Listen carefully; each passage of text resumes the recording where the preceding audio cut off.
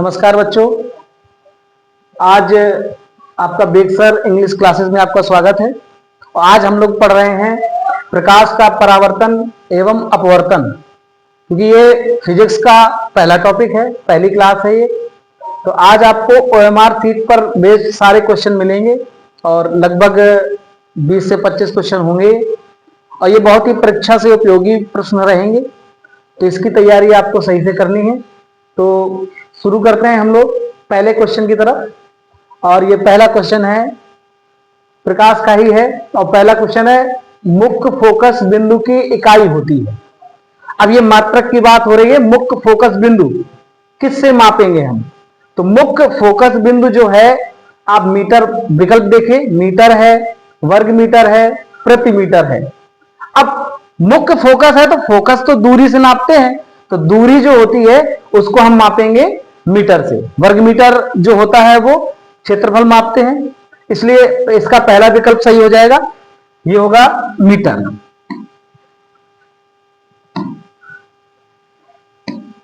ये पहला विकल्प हो जाएगा आपका मीटर। अब ये क्लियर करते जाइए। इसी प्रकार दूसरा है,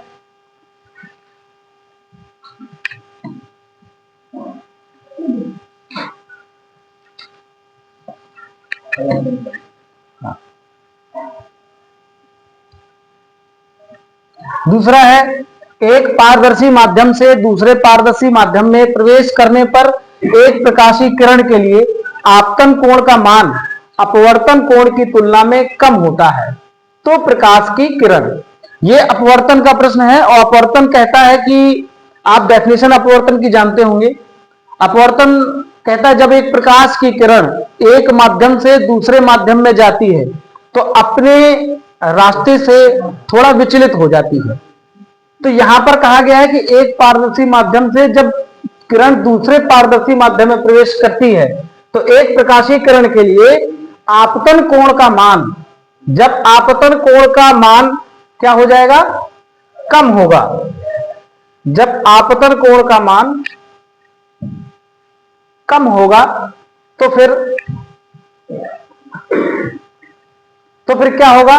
तो कम होगा तो फिर वो किरण, पहला माध्यम है सघन माध्यम से विरल माध्यम में जाएगी, दूसरा है विरल माध्यम से सघन माध्यम में जा रही है, तीसरा है सघन एवं विरल माध्यम की संयुक्त सतह की दिशा में जा रही है, और चौथा है दोनों माध्यम एक ही हो। तो ध्यान दीजिएगा, जब कोई किरण सघन माध्यम से विरल माध्यम में जाती है तो वह क्या होता है? अपने अभिलंब से दूर हट जाती है।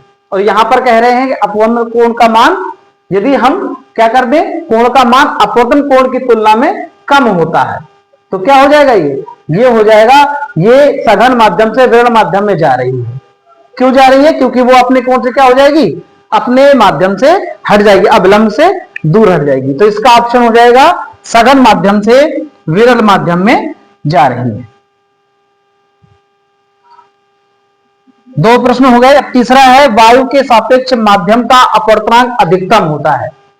अब अधिकतम के लिए क्या होगा? जहां पर डेंस मीडियम होगा उसमें आप ऑप्शन लगाएंगे वायु के सापेक्ष। अब देखिए, वायु के सापेक्ष है तो ध्यान दीजिएगा, वायु के सापेक्ष, जब आप वायु के सापेक्ष माध्यम का अपवर्तन अधिकतम कहेंगे तो उसके लिए किसका हो जाएगा? तो ये हो जाएगा हीरे का, क्योंकि हीरा सबसे ज्यादा सघन माध्यम में पाया जाता है, इसलिए इसका ऑप्शन हो जाएगा हीरा।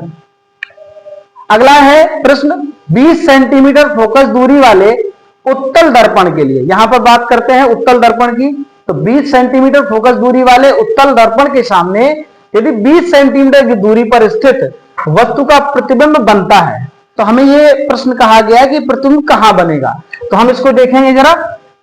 तो यदि उत्तल दर्पण है और दर्पण के लिए एक फॉर्मूला बताया गया है, दर्पण का सूत्र होता है 1/f बराबर 1/u प्लस 1/v। और हमें निकालना क्या है?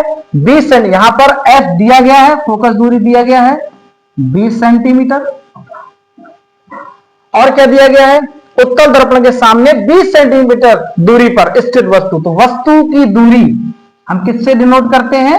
u से। तो u बराबर दिया गया है 20 सेंटीमीटर। अब ध्यान देंगे, चिन्ह प्रपाटी आपने पढ़ा है, तो हमेशा दर्पण के बाईं ओर जो वस्तु रखी जाती है उसको हम नेगेटिव मानते हैं, इसलिए u का मान क्या हो जाएगा?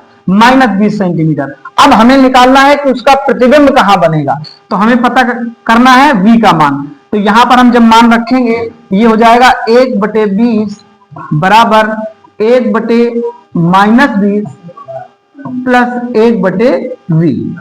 अब हम इसको पक्षांतर करेंगे तो 1/v बराबर हो जाएगा 1/20 प्लस 1/20। इसको जोड़ेंगे तो ये आ जाएगा 2/20। इसको काटेंगे तो 2 एकम 2। यहां से 1/20 1/v का मान आया 1/10। तो यहां पर v का मान कितना आ गया? 10 सेंटीमीटर। ध्यान दीजिएगा, यहां पर हमें निकालना था कि वस्तु का प्रतिबिंब जो है वो कहां बनेगा। तो इसका पहला विकल्प सही हो जाएगा। 10 सेंटीमीटर दूरी पर दर्पण के अब पीछे, दर्पण के पीछे देखिए, दर्पण के पीछे नहीं, और ये बनेगा दर्पण के सामने। तो इसका ऑप्शन हो जाएगा सेकेंड पार्ट। दर्पण है, दर्पण के नहीं, देखो उत्तल दर्पण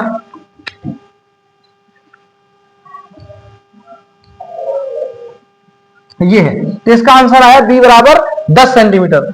तो इसका ऑप्शन हो जाएगा दर्पण के पीछे। पहला ऑप्शन हो जाएगा दर्पण के पीछे।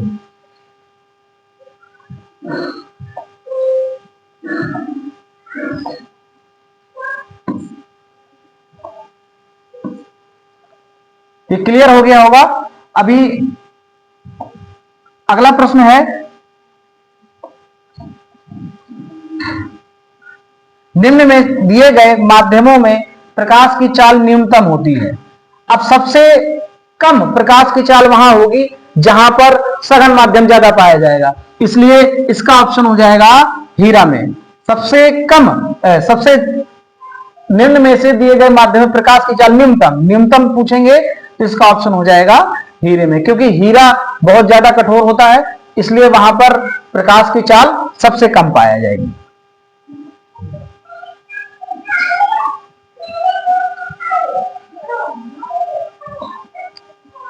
अगले प्रश्न की ओर बढ़ते हैं, और इसमें दिया गया है प्रश्न क्रमांक 6, वक्रता त्रिज्या का मात्रक है। अब त्रिज्या है तो इसको दूरी के रूप में मापते हैं, आप मीटर से भी माप सकते हैं, और इसमें ऑप्शन दिया गया है सेंटीमीटर, तो आप सेंटीमीटर से भी माप सकते हैं, और इसमें ऑप्शन दिया गया है मिलीमीटर, तो आप मिलीमीटर से भी माप सकते हैं। तो इसका ऑप्शन हो जाएगा इनमें से सभी, इनमें से सभी।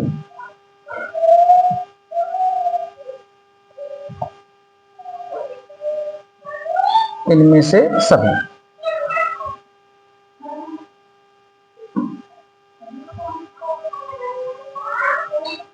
अगले प्रश्न की ओर बढ़ते हैं, और ये प्रश्न क्रमांक 7, इसमें दिया गया है एक गोलीय दर्पण की वक्रता त्रिज्या 30 सेंटीमीटर है, तो इसकी फोकस दूरी ज्ञात करनी है। ध्यान दीजिएगा, एक गोलीय दर्पण की वक्रता त्रिज्या 30 सेंटीमीटर है, तो उसकी फोकस दूरी, तो फोकस दूरी और त्रिज्या पे एक संबंध पाया जाता है, और यह संबंध होता है F बराबर R/2। ये होता है फोकस दूरी और वक्रता त्रिज्या में संबंध। और यहां पर वक्रता त्रिज्या दी गई है 30 सेंटीमीटर, तो यहां R का मान दिया गया है 30, तो 30/2, तो ये आपका उत्तर निकल के आएगा 15 सेंटीमीटर। तो ये ऑप्शन है 15 सेंटीमीटर, 15 सेंटीमीटर। ये क्लियर हो गया होगा। एक गोलीय दर्पण की वक्रता त्रिज्या 30 सेंटीमीटर है, तो इसकी फोकस दूरी हो जाएगी 15 सेंटीमीटर।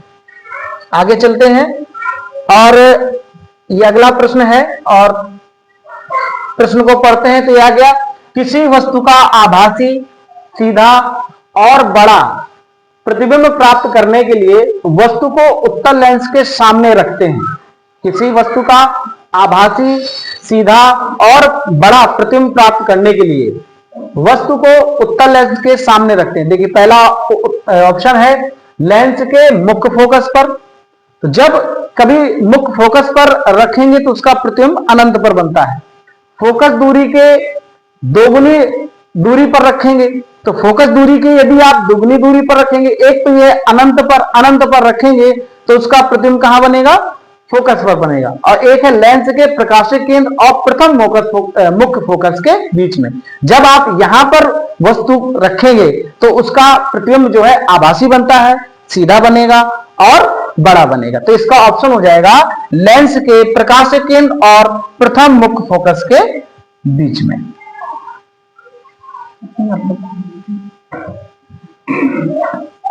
हाँ, तो इसका उत्तर हो जाएगा लेंस के प्रकाशिक केंद्र और प्रथम मुख्य फोकस के बीच में। अगले प्रश्न की ओर बढ़ते हैं। अगला प्रश्न है, कोई दर्पण किसी भी वस्तु का प्रतिबिंब सदैव सीधा बनाता है तो दर्पण है। कोई दर्पण यदि किसी वस्तु का प्रतिबिंब हमेशा कैसा बनाता है, सीधा बनाता है, तो वो दर्पण कैसा होगा। तो आपको याद रखना है, हमेशा जब कभी सीधा प्रतिबिंब बनेगा तो हमेशा कैसा होगा, उत्तल होगा। इसलिए आपको याद रखना है, इसका ऑप्शन हो जाएगा उत्तल दर्पण। तो इसका ऑप्शन सेकंड सही हो जाएगा। जब भी कोई दर्पण किसी वस्तु का प्रतिबिंब सदैव सीधा बनेगा तो उसका दर्पण कैसा होगा, उत्तल दर्पण होगा। अगले प्रश्न की ओर बढ़ते हैं। अगला प्रश्न है, किसी दर्पण के सामने किसी वस्तु को रखने पर उसका प्रतिबिंब वास्तविक, उल्टा और आकार में कुछ छोटा बने। ध्यान दीजिएगा, किसी दर्पण के सामने किसी वस्तु को रखने पर यदि उसका प्रतिबिंब वास्तविक बने, उल्टा बने और आकार में यदि कुछ छोटा बनता है तो दर्पण कैसा होगा, वो दर्पण होगा अवतल दर्पण। तो इसका उत्तर हो जाएगा अवतल दर्पण। ध्यान दीजिएगा, इसका उत्तर होगा अवतल दर्पण। सेकंड उत्तर इसका सही हो जाएगा।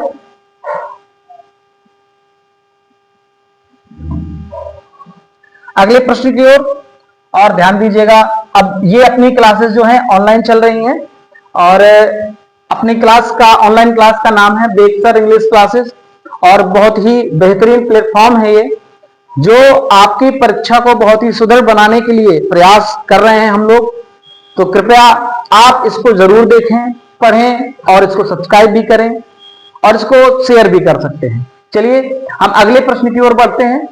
अब ये प्रश्न है, ध्यान दीजिएगा, एक अवतल लेंस द्वारा किसी वस्तु का बना प्रतिबिंब एक अवतल लेंस के द्वारा किसी वस्तु का बना प्रतिबिंब कैसा होगा, आभासी उल्टा छोटा होगा, आभासी होगा सीधा होगा बड़ा होगा, आभासी होगा सीधा होगा छोटा होगा, या फिर आभासी होगा उल्टा होगा या बड़ा होगा। देखिए अवतल लेंस है इसलिए इसका प्रतिबिंब जो है क्या होगा, आभासी होगा, और आभासी है उल्टा व बड़ा भी होगा।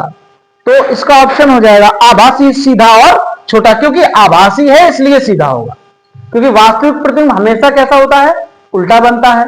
और यहां पर ऑप्शन है आभासी, सीधा और बड़ा। तो ये होगा आभासी, सीधा और बड़ा। तो इसका ऑप्शन सेकेंड इसका सही हो जाएगा। अगले प्रश्न की ओर बढ़ते हैं। तो अगला प्रश्न कहता है, प्रकाश का वेग निम्न में से किस माध्यम में सबसे अधिक होता है या होगा। प्रकाश का वेग निम्न में से किस माध्यम में सबसे अधिक होगा, वायु में, कांच में, जल में या फिर निर्वात में। तो इसका ऑप्शन निर्वात में हो जाएगा, क्योंकि निर्वात में प्रकाश की चाल 3 × 10⁸ मीटर प्रति सेकंड होती है, इसलिए इसका ऑप्शन सही हो जाएगा। निर्वात में प्रकाश की चाल सबसे अधिक होगी।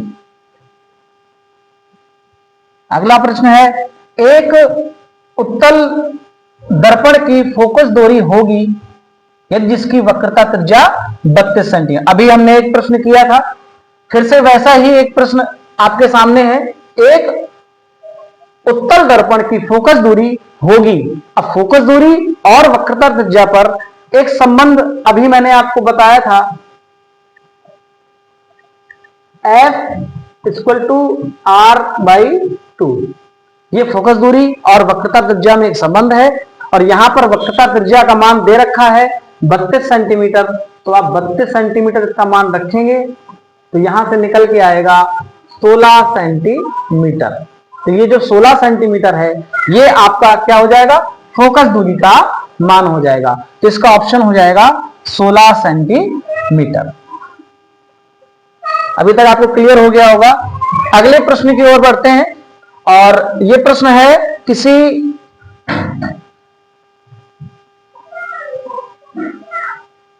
किसी गोलीय दर्पण तथा किसी पतले गोलीय लेंस दोनों की फोकस दूरियां प्रत्येक कैसी हैं, 15 सेंटीमीटर पर है। दर्पण तथा लेंस संभावित है। अब ध्यान दीजिएगा,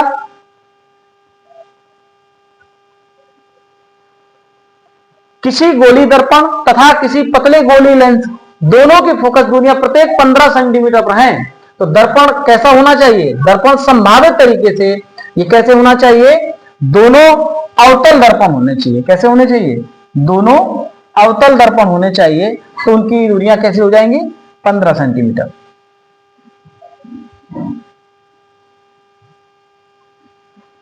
अगले प्रश्न की ओर बढ़ते हैं, और अगला प्रश्न कहता है किसी बिंब का मतलब एक वस्तु से है। तो ध्यान दीजिएगा, बिंब का मतलब वस्तु है। तो किसी बिंब का वास्तविक तथा समान आकार का प्रतिबिंब प्राप्त करने के लिए बिंब को उत्तल लेंस के समक्ष कहां रखना चाहिए।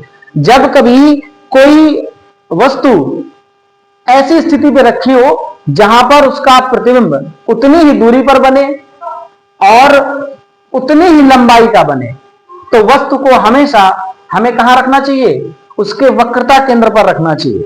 और यहां पर ऑप्शन में आपको दे रखा है लेंस के मुख्य फोकस पर। दूसरा ऑप्शन है फोकस दूरी की दुगनी दूरी पर। अब देखिए वक्रता केंद्र नहीं दे रखा है, तो यहां पर वक्रता केंद्र जो होता है, तो वक्रता केंद्र और फोकस दूरी की दुगनी दूरी, ये दोनों एक ही बात है। फोकस दूरी का दुगना होता है वक्रता केंद्र, इसलिए आपका यहां पर ऑप्शन हो जाएगा फोकस दूरी की दुगनी दूरी पर। यहां पर और इसका ऑप्शन एक इसको आप वक्रता केंद्र भी कह सकते हैं, वक्रता